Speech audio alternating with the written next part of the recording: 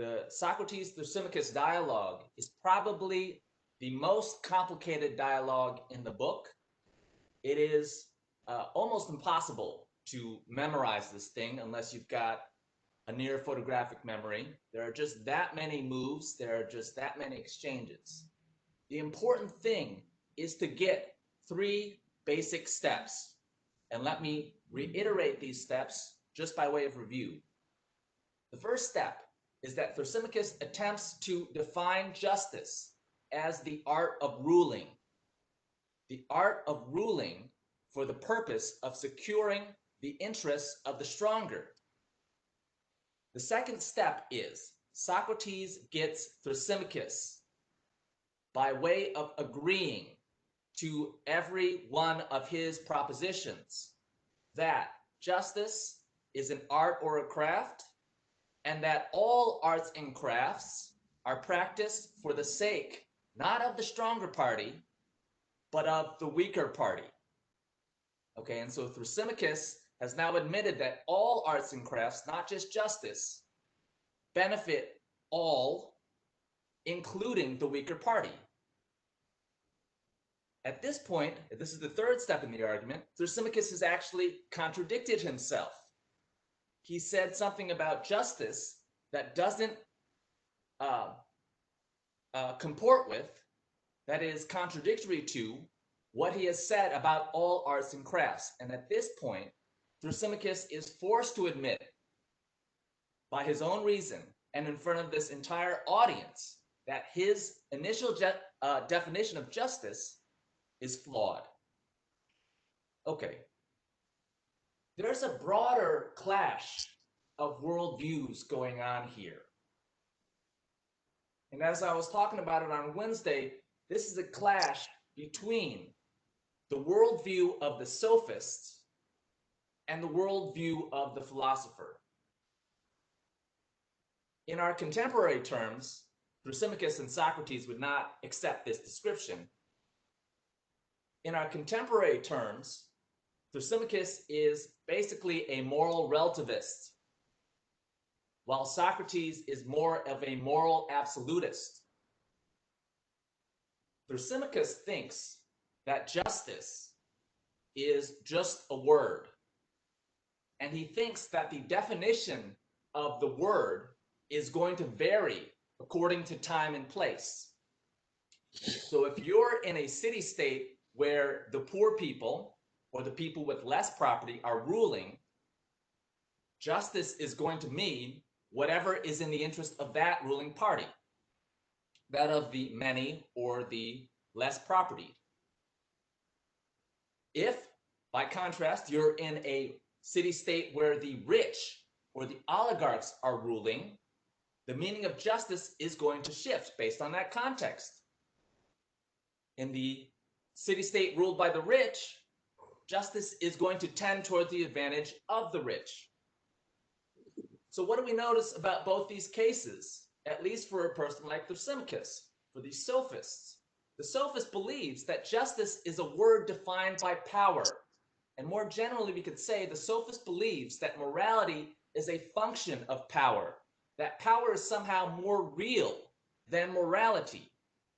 And it's power that sets the definitions of moral words, which are, by the way, just words. Now, Socrates will have no truck with this. Socrates, as I was saying earlier, is more of a moral absolutist. That means he does not think that the definition of justice changes based on time, place, culture, religious beliefs, whatever. He thinks justice can be correctly defined. He thinks that justice is not a function of power. Rather, he thinks justice is an idea or a concept. And he thinks that it's the task of philosophy not to define the term as in arbitrarily say, this is what justice is, but rather the task of philosophy is to discover what justice is. In other words, he doesn't think justice is constructed by humans. He doesn't think justice is a human construction or a social construction. He thinks justice is built in to the natural order of the universe. He believes morality is objective and that morality is something separate from power. And in fact, Socrates will go so far as to say it's the point of human power, political power, for example, to get in line with this objective standard of justice. Okay, so that's summing up what happened between Socrates and Thrasymachus. Now let's sum up what happened in the entire book, Book 1. Book 1 was a ground clearing exercise. Socrates started asking about what justice means at the level of the individual. There were 3 proposals as to what individual justice was: Cephalus's proposal, Polemarchus's proposal, and Thrasymachus's proposal. And what Socrates was able to do with the agreement of each of the proposers was show that these definitions could not stand up to critical scrutiny. So there was a ground clearing exercise successfully accomplished according to everyone who participated in that dialogue. Today I want to talk about 2 things. The first is the challenge of the Republic. This is the argumentative context that makes Socrates' attempt to define justice meaningful. So you can't just throw out your own definition, which you claim has been discovered by philosophy. You have to see why this is a kind of live question, why people in the audience of Socrates' dialogue would have even been concerned about this question, justice, whether one should live a just life, and so forth. Okay, so we're basically setting up the question. In part 2 of the lecture, I want to talk about Socrates moving towards an answer to the question. Socrates is not actually going to define justice quite yet. That's coming up next week. But what Socrates is going to do is say, you know, we've been talking about justice at the level of the individual. And you could say that we've been talking about justice as a matter of the soul or the spirit. How's your spiritual life going? But wouldn't you also agree, and he gets his audience to agree, that justice is also a way of life for entire collectivities? And this is why we can talk about just governments and just states and even just societies. Okay, and so that's the second thing I want to talk about, how Socrates believes that there's a connection between justice in the soul, justice in the psyche, the Greeks would have said, and justice in the city, justice in the polis, again, to use the Greek. Thrasymachus, after being refuted in defining justice as the interest of the stronger, at this point admits, okay, I see that my initial definition of, quote, justice was flawed. The gig is up. I admit it. I didn't really mean justice. What I really meant was injustice. No scare quotes, no sarcasm. What I really mean to say, Thrasymachus says, is injustice is superior to justice. And that if you have any choice in the matter, if you're rational, if you're a reasonable person, you're going to pursue injustice. You will pursue injustice with everything you've got. Now, I'm not going to go through this whole set of arguments around Thrasymachus's claim that injustice is better than justice, because 2 reasons. The first reason is Thrasymachus himself is refuted at the end of it. And the second reason is Glaucon and Adeimantus, 2 other speakers in the dialogue, who happen to be Plato's brothers, by the way. These are Plato's brothers. They're going to take up Thrasymachus's second claim that injustice is better than justice and give it the strongest possible argument. So Plato the writer of the dialogue, is basically trying to signal that he thinks Glaucon and Adeimantus can make Thrasymachus's second claim better than Thrasymachus himself. And what Glaucon and Adeimantus say is, okay, most people would not be so bold as Thrasymachus to outright say in this kind of shameless way, yeah, I think injustice is where it's at. But Glaucon and Adeimantus add, and they hasten to add it, most people do think that there is some discrepancy between the way that the poets and religious people will praise justice to high heaven, or maybe Mount Olympus back in the Greek sense. They'll praise justice to the gods, but in reality, they'll have this doubt in their head. Yeah, isn't that just a lot of hot air? Isn't that just a lot of rhetoric? Isn't justice in the conventional sense of being fair to others, treating others well, doing to others what you would have done to you, isn't justice in that sense overrated and really not worth all that much?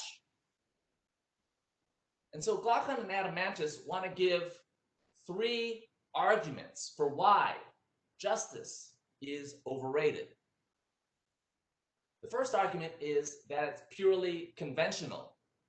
And this, as you can tell, is a restatement of the sophist view that justice is basically a social construction and it varies according to time, place, and culture. But it's a stronger version of it, according to Plato. The second point is that justice is not what people actually want. Justice is what they feel they have to do, and that injustice is what they'd actually do if they could get away with it. So if justice is so highly rated, why don't people actually want to be just? Third claim on this skeptical view of justice. The reason why justice is involuntarily practiced is because there are so few benefits attached to it. All the benefits seem to be on the side of injustice. So again, why are we highly rating justice when injustice is where all the goodies are at? The first claim is that justice is not an objective standard. It's either something purely subjective, justice is just what I say it is, kind of Thrasymachus, justice is just a word, or justice is seen as a social convention. And Glaucon and Adeimantus believe that this argument, the social convention argument, is much stronger than the purely subjective individualistic argument. In other words, they realize that there's broad swaths of agreement, maybe relative to a city-state, maybe relative to an empire, maybe relative to a religion, about what justice means. And so Glaucon and Adeimantus have to explain, why is there so much agreement? Intersubjective agreement is the fancy term for it, but basically social agreement on how to use this word justice. And so they come up with the following story. It's really a thought experiment. And here's the idea. The premise is people actually want to do injustice. They would prefer to be dishonest, for example, in their dealings with others if they think it works for their advantage.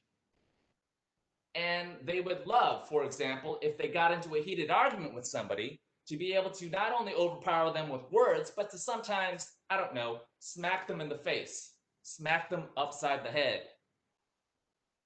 And they know that when they see their neighbor who has something really nice inside his house, that they'd love to just get into that house, maybe when the neighbor isn't looking and wouldn't ever know that they're the ones who stole it, and take that nice thing and bring it back to their house. The problem is, individuals know that if they do injustice, which is what they really want to do, they could suffer negative consequences. They know that if they spend their whole day lying to people, they'll be considered an untrustworthy person, and that no one will ever believe them, and will assume that they're lying to everybody else. They know that if they steal from somebody else, well, what's to stop everybody else to coming from coming into their house and stealing from them. So justice on this view is a kind of social convention, and it sets some ground rules based on the social convention, like don't lie, because you could be lied to. Don't kill, because you could be killed. And don't steal, because you could be stolen from. So justice is not a question of morality. It's really a kind of social agreement that we don't harm and kill each other. Nothing to do with morality in this sense of caring about others.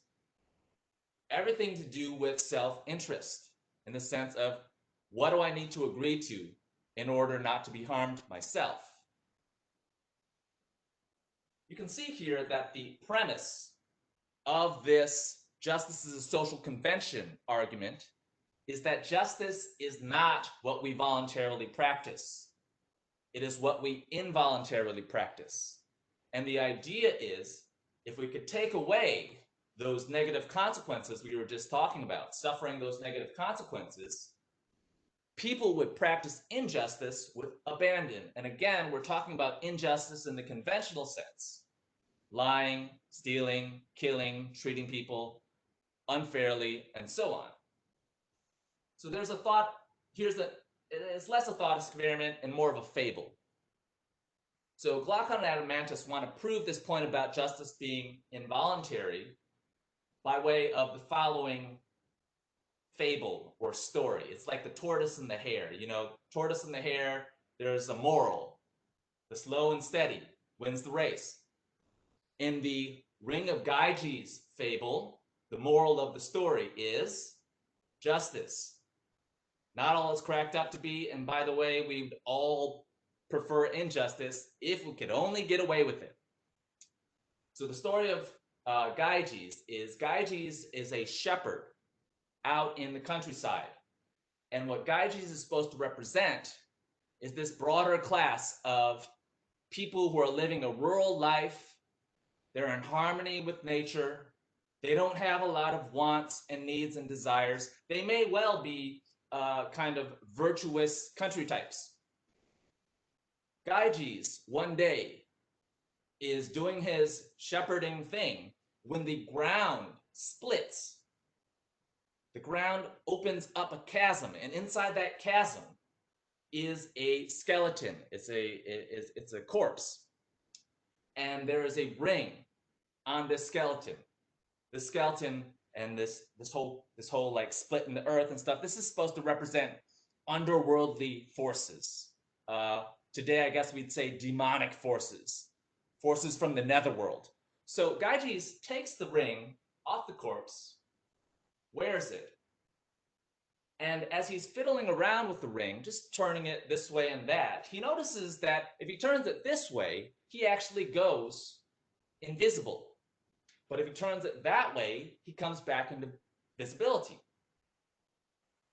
And the question is, what do you think this simple, virtuous shepherd is going to do with this power of invisibility?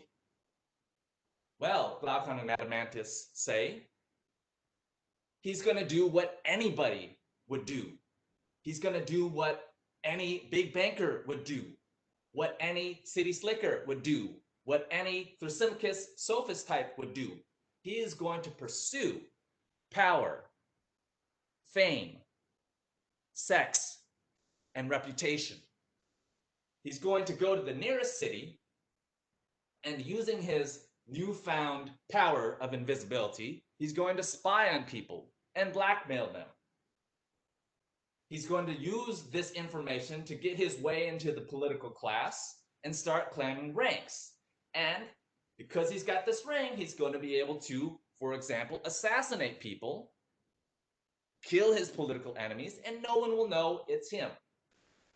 And because he's got this invisibility ring, maybe he will even assassinate the king and take the throne and become King Gyges. King Gyges with the ring.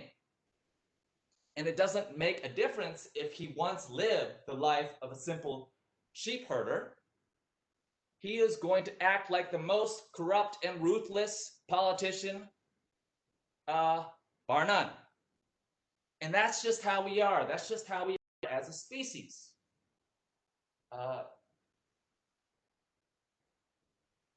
the final argument here is that the story of Gyges shows us what the best possible life is. The best possible life, according to this fable, is to live the life of injustice, but in secret, all the while maintaining your reputation for justice. And what this means is you get all the benefits of doing injustice without any of the negative consequences for people knowing that you're lying, killing, stealing, sexually assaulting, and so forth. So isn't this the best possible life? To be unjust, but to appear just. And take that lifestyle as a point of comparison to the inverse case. You flip it over. To be just, but appear unjust. That's the Socrates case. Plato doesn't say that, but we're meant to think it. So you're taking, on the one hand, somebody who is got the crown, who's reputed to be wise and fair to everybody, but in reality is a stealing, killing, assassinating, scheming tyrant, versus somebody who everybody thinks is corrupting the youth, impious, a moral degenerate, and in need of execution, but who in reality is the most just, the most wise, the most courageous, and the most, well, basically the most perfect person Plato had ever seen. If you were rational, and Glaucon and Adamantus don't actually believe this, let's be clear about this, they're just kind of playing devil's advocate. If you were rational, though, and you had these two lifestyles in front of you, wouldn't you choose the life of injustice? Okay, so let's sum up these three arguments, and let's summarize them as the challenge of the Republic. Here's what Socrates is being challenged to do in this book. Glaucon and Adamantus want Socrates to show not just that justice is better than injustice. They want him to show it in a very particular way. They want him to show that justice is to be valued and pursued both for its own sake and for the sake of its consequences. And what does this mean? Glaucon and Adamantus say there are certain goods that we pursue because they are inherently good, irrespective of the consequences. And so in this case of justice, what Socrates is supposed to show is, even if the consequences are everybody believing you're unjust and you facing a trial and an execution, that justice is still better than injustice. Why? Because it's better inherently, and why? Because it's better irrespective of the consequences.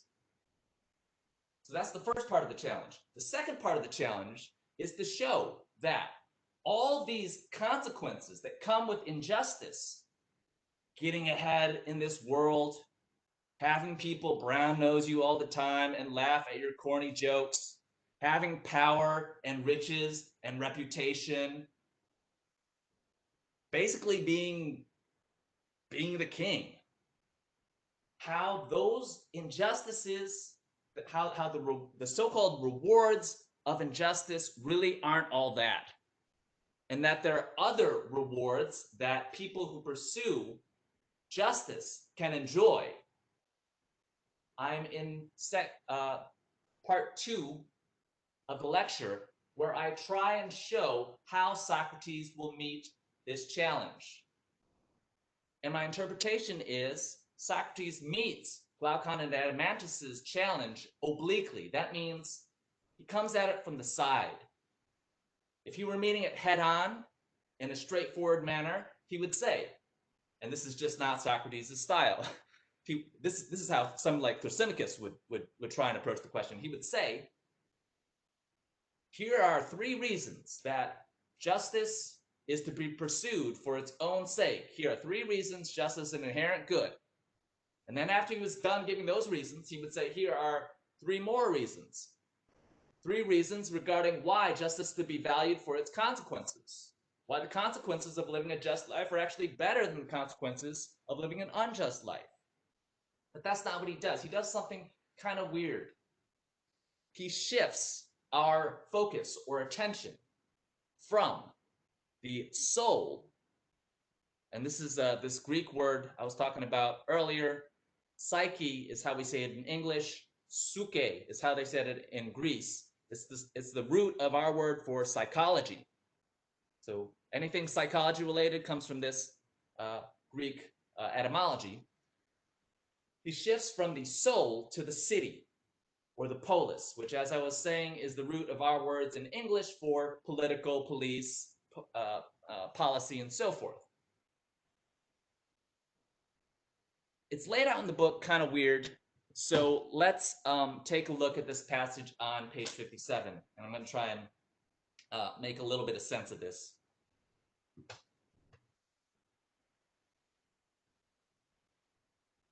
Certainly, Adeimantus said, but what are you seeing that's like this, Socrates, in the context of the search for justice?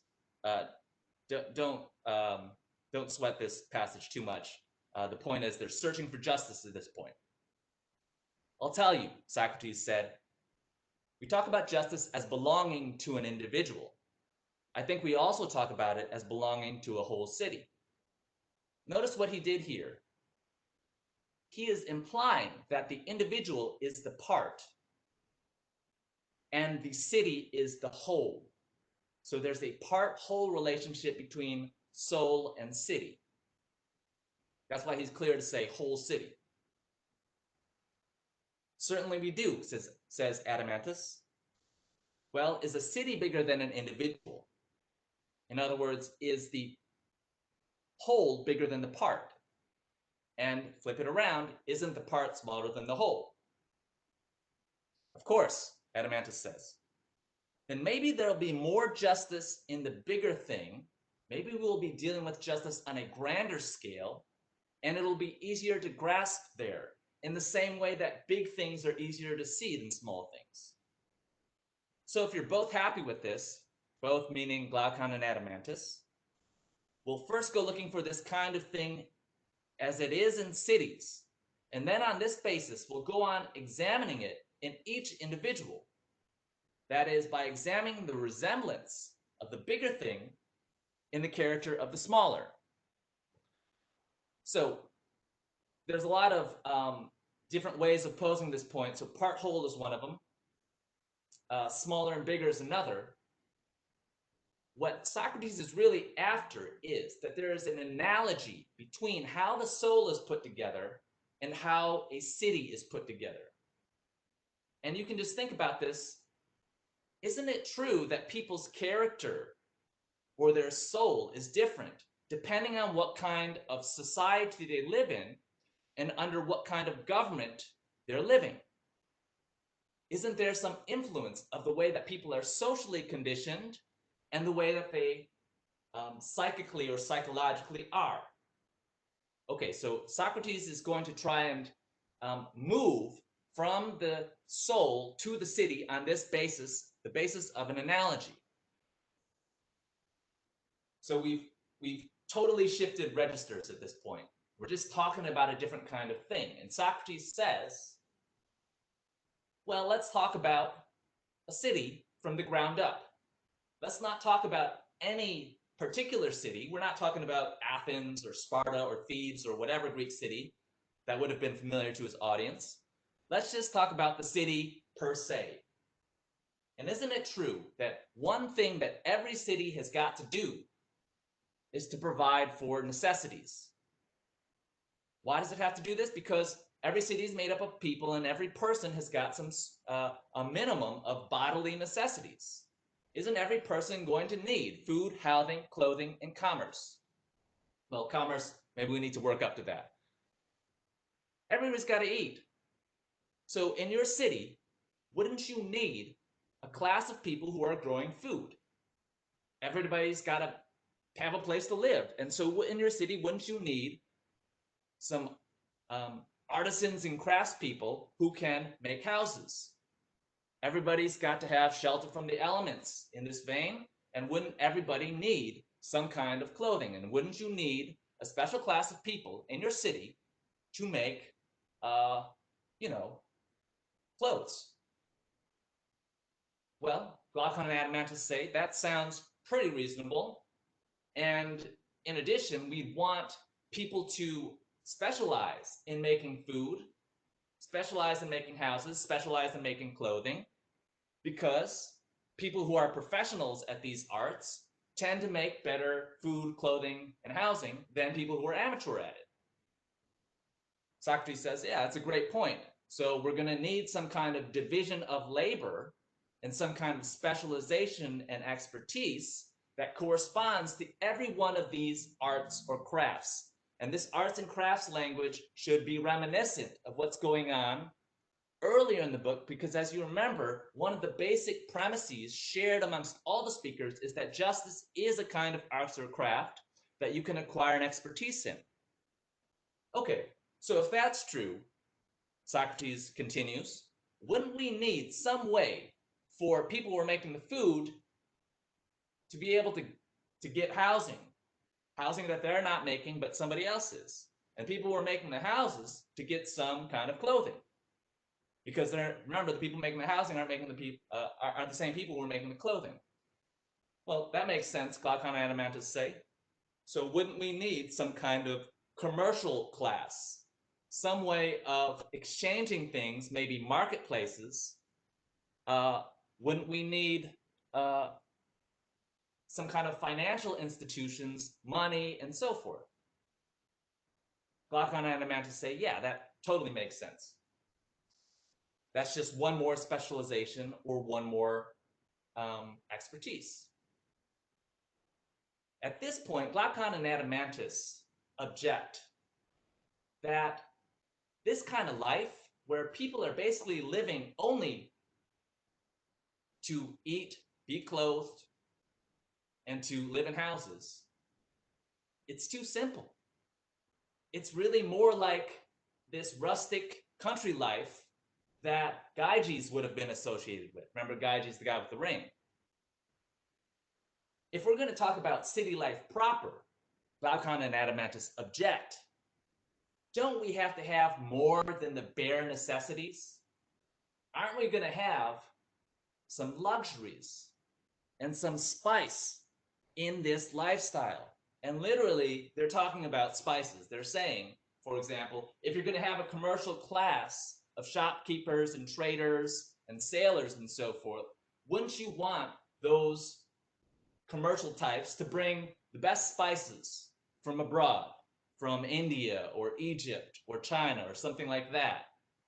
Wouldn't you want those spices to be brought in and given to the best chefs who can put those spices into sauces and produce food not by way of growing that in the ground, that's the farmers in the simple city, but by way of having, gourmet restaurants and fancy restaurants where people can go out for a night on town and eat something?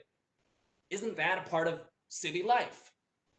Yeah, of course. And wouldn't it be great if after they ate something and had a nice meal at a restaurant, they'd be able to go down to the theater and see a play and be entertained and enlightened and basically see something worth seeing?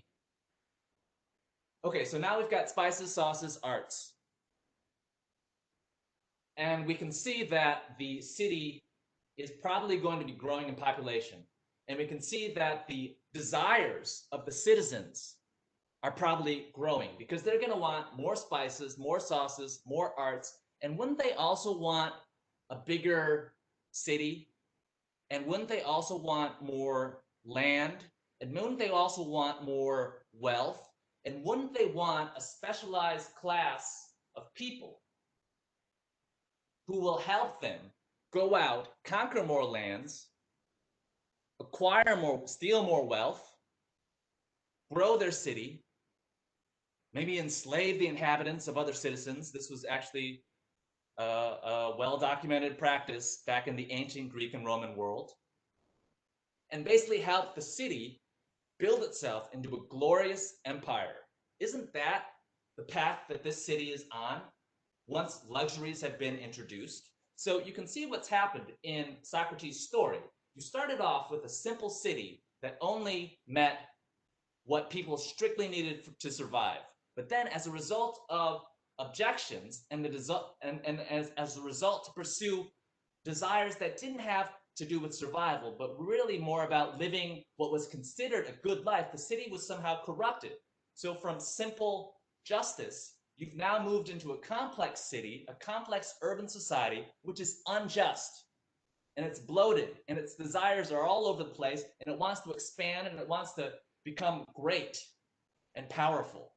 And so now the question is, how do you get this complex city? Because remember, Socrates himself agreed that, yeah, I'm actually talking about city life, not country life. How do you get this complex city back in line with the original standards of justice, but not in a simple way? How do you go from simple justice to complex injustice back to complex justice? And this is Socrates' challenge. It's the topic of war and expansion and having a specialized soldier class that Socrates uses as an opportunity to start getting this unjust city back in line with justice. So Socrates says, if you're going to count on anyone to clean up this corruption, it's going to be the soldiers. And Socrates doesn't explain this fully, but here's the background idea. The background idea is that a soldier has a certain kind of, let's call it moral discipline, at least potentially, because not in the corrupted city. In the corrupted city, they're helping conquer and all this. And the reason Socrates thinks that soldiers, at least the ideal soldier, has some kind of higher morality is they have to be willing to sacrifice what is in their immediate self-interest for the good of the whole.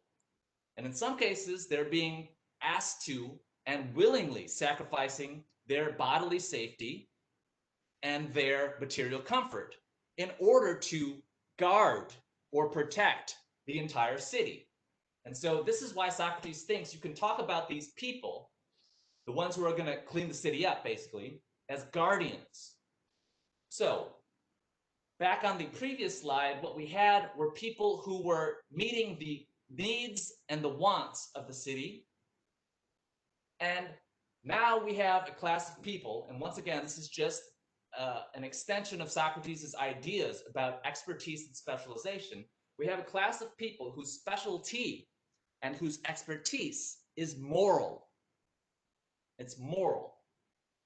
Here's another way of putting this point. The guardians are not, in a just city at least, the guardians in a just city are not going to help the people conquer and tyrannize and empire build. It's not going to be an aggressive military. It's going to be a defensive military. And so they'll be more concerned with protecting what the city already has, including its morality. So this is the really key point here for Socrates. So let me do this a little bit slowly. There is a moral order to the city.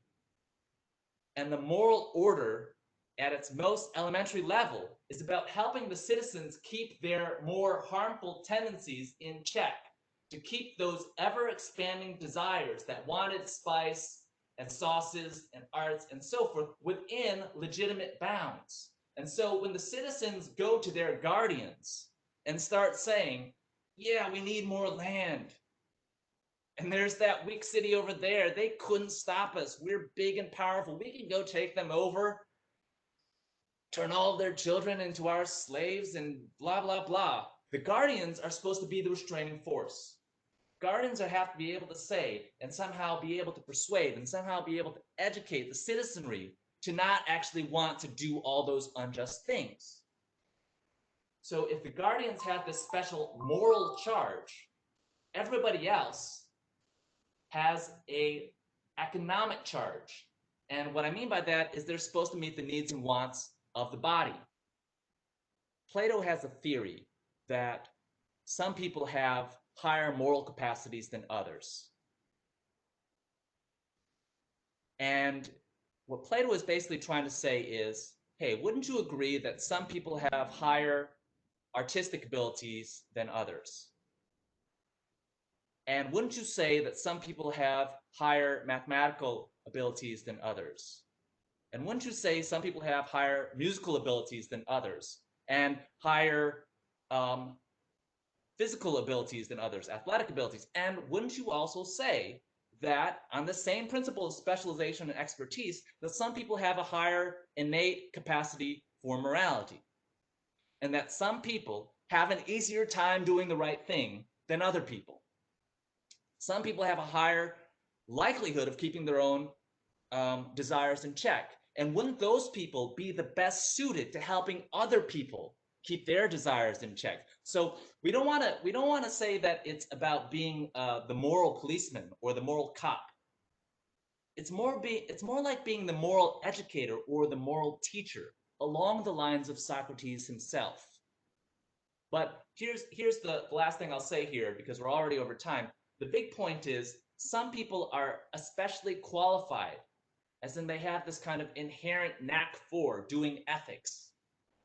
And then everybody else, they have more of a knack towards making things, making food, for example, or doing commerce, like doing banking, for example.